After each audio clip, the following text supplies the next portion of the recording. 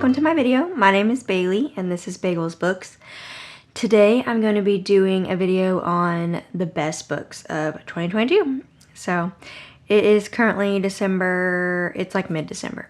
I don't think anything I read this month is gonna be anything that I'll think is amazeballs.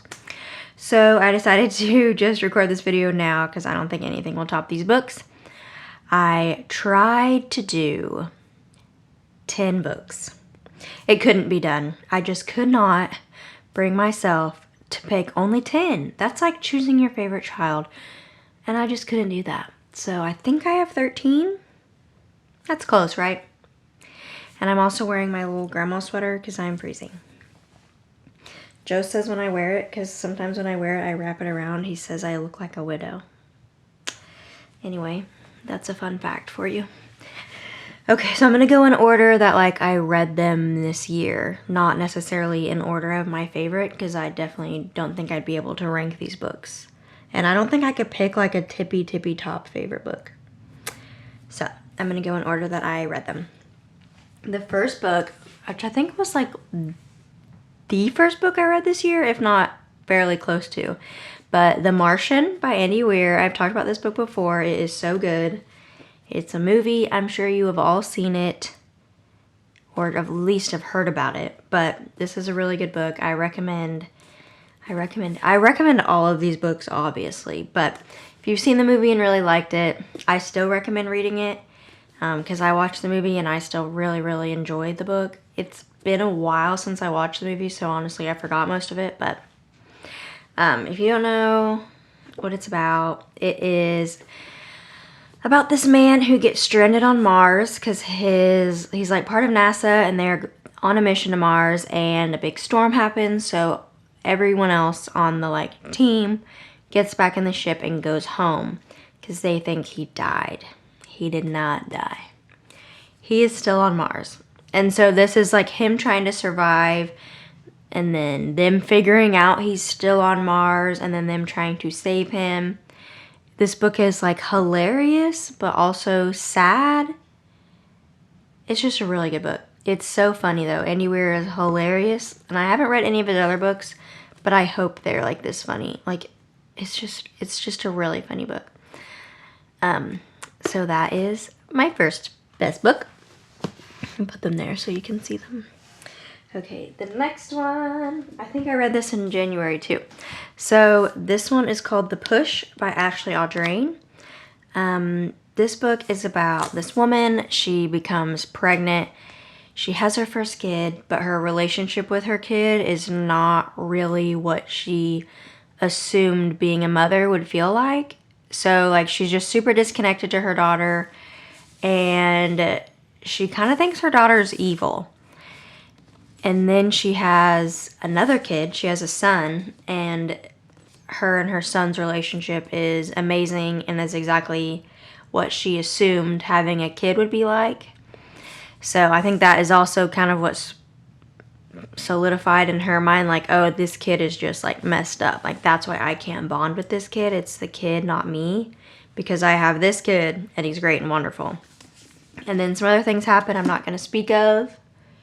But it was a really good book. You're kind of like, you know, is the mom like the one who's a little messed up in the head, or is it the kid? Because the kid's really young. And yeah, it's a really good book.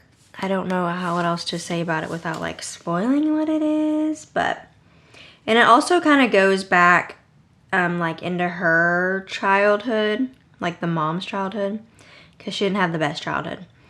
But also this daughter, like her husband is like obsessed with the kid. Like they get along great. So the husband's like, no, like our kid is fine. Nothing's wrong with our kid. Our kid is great and normal. Like, stop. But yeah, very good. Very good. Okay. The next one I've talked about a lot. The Raven Boys. I really loved this book. I need to finish the series. That is something I want to do next year, but I'm just scared. I'm scared they won't be as good as this one, and I'm scared I'm not going to like them. But my friend Molly, she read the next one, and she told me I need to hurry up and read it, and that I should stop being scared and worried, like that it's still good. So, hopefully I will do that next year. I will read them. But The Raven Boys, it is a series about this girl who, her family is like a family of psychics, and she was told all growing up that if she's not allowed to kiss a boy, because if she kisses a boy, he will die. So she meets this group of boys, of course. She's a teenager. And they start doing, like, mischievous things around town, and there's not a romance yet, but I'm sure there will be. It's just a really good book, and I really love it. I don't know if it'd be considered a fantasy, maybe more like magical realism, because it's not there's nothing in here yet that, like, doesn't exist. There's nothing fantastical. It's more supernatural where I'm at right now, but highly recommend. Even though I've only read the first one and there's 3 more. And then I also found out this year that there's a spin-off series. So I have a lot to get to. The next one is a non-fiction book, actually. So this one I don't think I've talked about at all. It's called The Icepick Surgeon by Sam Kean. And it's pretty much like a history book, which sounds super boring. But it's like the history of science, I guess. Science is a force for good in the world, at least usually. But sometimes when obsession gets the better of scientists, they twist a noble pursuit into something sinister. So it's kind of like the dark side of the history of science. The little blurb says, Untold History of Science's Darkest Secrets. So each, like, chapter is its own little story. I really love this book. If you like science. Like, I love science, so I really liked it. Joe read a few of the, like, chapters. He hasn't read the whole thing, but a few of my other friends who we all had science majors in college have read this and really enjoyed it. So if you enjoy science or even just, like, history, I really enjoyed this book. And then if there's, like, a certain story you didn't really like, each chapter is a different story. So, like, there's a few I didn't really care about, but overall, I really enjoyed it, and I felt like I learned a lot. It was very good. And it's just, honestly, I bought it because it looked cool. Like, I saw it at Barnes & Noble, and I was like, what's that? And then I saw that it was, like, a history of science book, so I bought it, but it just looks really cool. Which is not a reason to buy a book. It's, like, hot pink. Okay. Back to what we're talking about here. That doesn't matter. It's very good. If you like history and or science, read it. Okay. The next one, I've also talked about The Kiss Quotient by Helen Hoang. It's just a romance book. They're all kind of the same. But this one is like a fake dating trope. So her mom is trying to get her to, like, marry a, like, family friend of theirs. She wants her to date him and, you know, get married because she's getting older and have kids and all that good stuff. And so she hires this guy to, like, teach her how to date and teach her how to be with guys, like, physically, because she's never been in a relationship ever. And of course it sparks romance, and it's very cute. And I really liked this book. It got me out of a little slump when I read it. The next one is an audiobook that I listened to on Libby. It's called Sleeping Giants by Sylvain Neuvel. I read the whole series, so I guess we'll just say the first book. But it's very good. I've talked about it on here before. Read the audiobook. Or listen, whatever. Read, listen to, same thing. It's the same. There's a cast in the book, and it is probably the best audiobook I've ever listened to. It's amazing. There's a cast. They're just, like, in it. There's, like, a scream at one point in the book, and the girl literally screams. And it scared me to death, and I was at work, and I freaked out, but then I realized it was my book.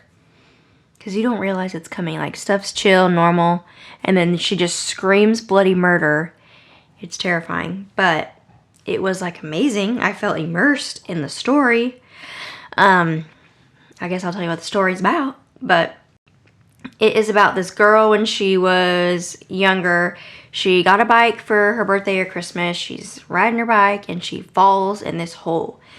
And when she's rescued, they find out in the hole is like a hand. It's like a robot hand. So she eventually, the same little girl, she grows up to become like a scientist, and she acquires the hand. I don't remember how, but she's trying to figure out what the hand goes to, if there's more pieces. They're trying to find like the extra pieces, what it does, all that good stuff. And it was just really good. I don't even know. I just wanted to know more the whole time. And I read all 3 of them in a very short span because they were all so good. But I highly recommend it just listen to the audiobook. Even if you're like not a huge sci-fi fan, I still think it was really, really good. It's incredible. The next book is House of Hollow by Krystal Sutherland. This book is kind of like a mystery, thriller, horror, magical realism, fantasy situation. It's a lot. I just was like scrolling through Audible one day and it was available, so I picked it up because I thought it looked cool and I loved it. So it is about these 3 sisters. When they were growing up, they just like disappeared. They were literally walking down the street and they disappeared for like a month. I can't remember the exact time, but I think it was a month. Can't tell. And then they just appeared back one day in the same spot. And none of them remember what happened. They don't remember where they are, how long they were gone, who took them, what happened to them while they were gone, nothing. And they just go back to their parents and just live their life and it's fine. And then 17 years later, the eldest sister goes missing again. And she's like 24, I don't know, I made that up, 24, 25. She is an adult, living her best life. And the youngest sister is in high school. So the youngest and the middle sister are trying to find their sister, figure out where she went. Is it connected to what happened to them when they were young? So it's kind of like 2 mysteries at the same time, and they kind of converge and you figure everything out. But it's very good. I thought it was like super descriptive but like eerie. I don't know. It was very good. I'm very excited to read more from this author, which I just found out just now. When I picked this book up, I was like, oh, there's more. So I might look into those books, but I know she has a release coming out in 2023, and I am so excited about it because I love this book so much. I need to reread it before that time, and the book's just pretty. I listened to it originally, but look how cute. But yes, there's that book. The next one, Upgrade by Blake Crouch, of course. I love Blake Crouch. Well established here. He does like sci-fi thrillers, so this one is set in the future where they like genetic modification is illegal. So because they've gotten too good at it, so it has become illegal. And so this main character guy, he used to do that for a living, but now he works as not a cop, but he works at the agency that tracks down the people who are still trying to genetically modify stuff. And as he's like tracking down, going to one of the bad guys' houses, he gets hit by a bomb. Not a bomb. It's like an explosion, but not like a bomb. Maybe it is. But he gets hit by this like explosion, and like a shard of glass punctures him, and he gets sick. So they know from like DNA testing, but he was injected with something that like modifies his DNA. And so then it's just kind of trying to figure out, well, what is it doing to him? Who did it? Why? All that. Then it tells you like why genetic modification is illegal and like that whole backstory. Very good. If you haven't read Blake Crouch, I don't know what else I need to say, but read Blake Crouch. Okay. He has 2 other books that I love. He has a bunch of books, but 2 other I love. The next book I loved was A History of Wild Places by Shea Ernshaw. I've talked extensively about this book in another video of mine where I read a bunch of books about cults, which 2 of them I'm going to talk about. I'm sure you can guess which 2. But, so I'm not going to talk about this one actually. I'm not going to do it. I've done it many times. Is somebody mowing right now? No, there's no way. That was something else. It sounded like a helicopter. Okay. Anyway, History of Royal Places. Loved it. So much so that I've bought another book from that author, and I am so excited to read it, and I hope it is just as incredible as that one. And it's kind of like a mystery, but it just had good vibes. I don't know how to explain it. It was like super weird, but it was cozy at the same time. I don't know. I love that book. The next one was also in that blog, The Last Housewife by Ashley Winstead. Also has a cult in it. I just thought this one was really well, like, I feel like there was a message in it, and I really enjoyed it. I'm not going to tell you anything about that part, but I think that's what was my favorite part about it. Not necessarily the cult part of it, but like what this girl was trying to do. Like the main character. It is about this girl when she was in high school. She got caught up.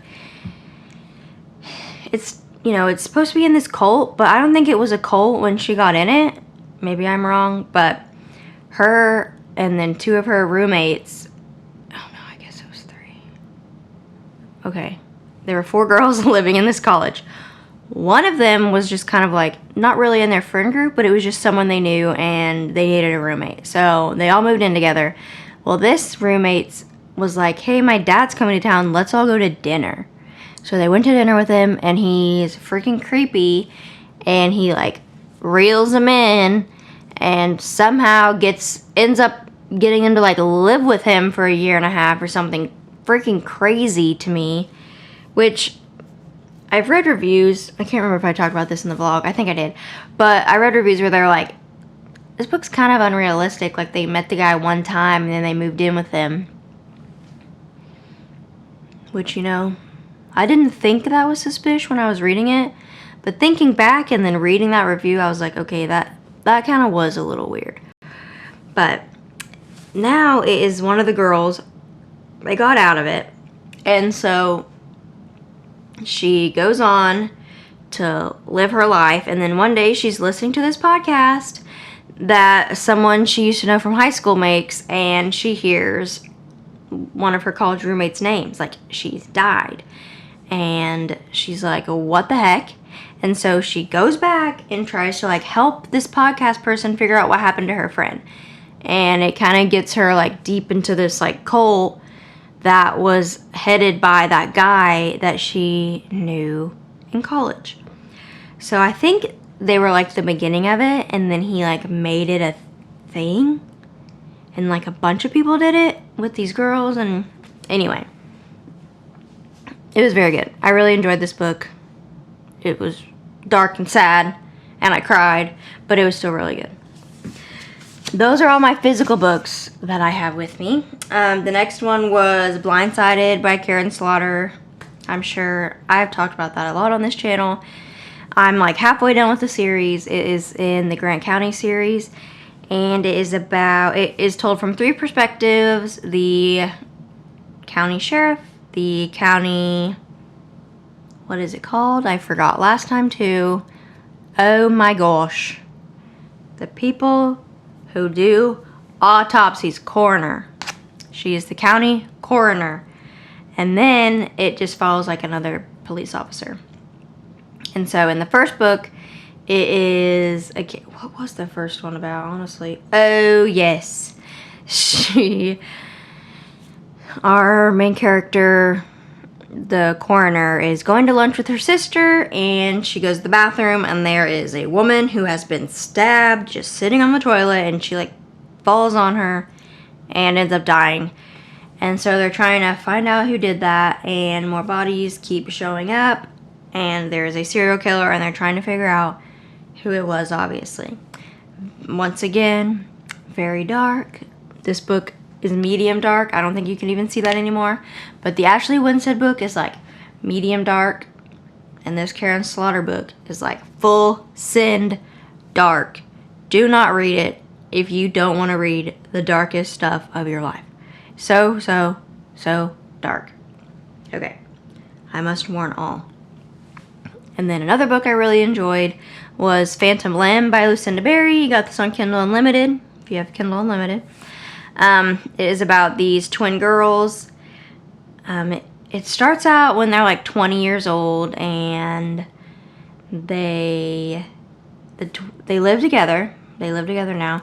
And one of them has a boyfriend, and she wants to introduce him to her sister. But her and her sister are like super close. They're twins. Did I say that already? They're super close because when they were young, they went through a lot of traumatic stuff with their mother, which it goes back and like it shows all of that. Very traumatic. And so she's afraid to introduce her boyfriend to her sister because she's afraid her sister will be like, well, you don't need me, you don't love me, blah blah blah. Well, that kind of happens, and it just chaos ensues. And the end of that book, there is a twist that I did not see coming. Did not see coming at all. Not even a little bit. It was very good, which is why I read it. Someone at work told me the ending twist was phenomenal and should not see it coming, and I would have to agree. I thought I had it, and I did not. So, very good if you like a twist, but it's also dark. Just like, mostly the dark part is what happened to them as children, and there's some self-harm and suicide in the book as well, so just a warning on that one. And then my last favorite book I read this year was Jar of Hearts by Jennifer Hillier. I talked about this book in my November wrap-up, and I said that I will more than likely give it 5 stars unless something goes terribly wrong. Something did go terribly wrong because the book is just messed up, but I gave it 5 stars. I really enjoyed it.